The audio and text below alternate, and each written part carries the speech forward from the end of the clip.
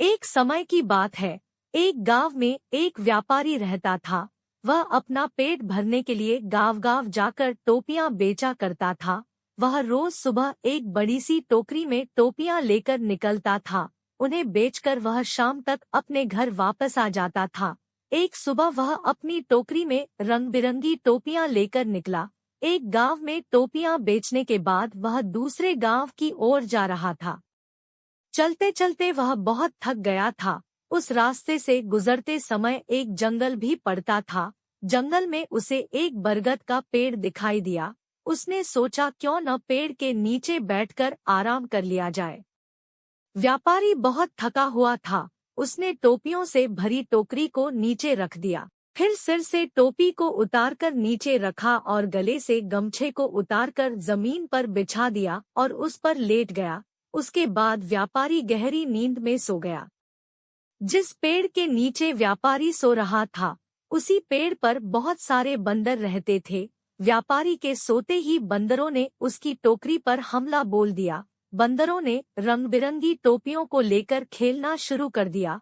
कई बंदरों ने टोपियों को हाथ में भी पकड़ रखा था। बंदरों की उछल-कूद से वहां शोर हुआ, तो व्यापारी की नींद खुल गई। नींद खुलते ही व्यापारी के होश उड़ गए। उसकी टोकरी से सारी टोपियां गायब हो चुकी थी। सभी बंदर हाथ में टोपी लिए हुए व्यापारी की ओर देख रहे थे। व्यापारी ने ऊपर बंदरों की ओर देखा तो उसे सब समझ आ गया। व्यापारी परेशान हो गया। वह सोच में पड़ गया कि अब टोपियां न बेच पाने के कारण उसका कितना नुकसान हो जाएगा।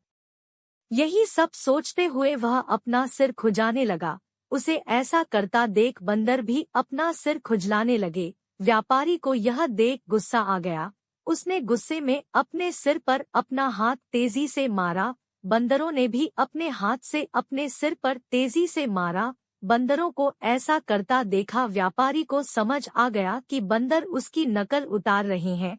अब व्यापारी को एक तरकीब सूझी, जिससे वह अपनी टोपियां वापस ले सकता था। अब उसने जिस टोपी को सोते वक्त सिर के नीचे रखा था, उसको सिर पर पहन लिया। बंदरों ने भी झट से हाथों में पकड़ी हुई टोपियां सिर पर पहन ली। अब व्यापारी ने सिर पर पहनी टोपी को जमीन पर फेंक दिया।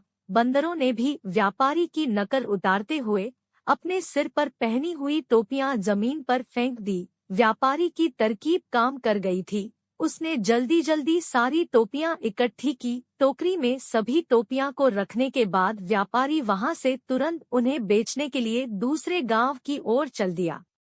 कहानी से सीख। इस कहानी से हमें यह सीख मिलती है कि परिस्थिति चाहे जैसी भी हो, हमें घबराना नहीं चाहिए। हर हाल में हमें समझदारी से काम लेना चाहिए।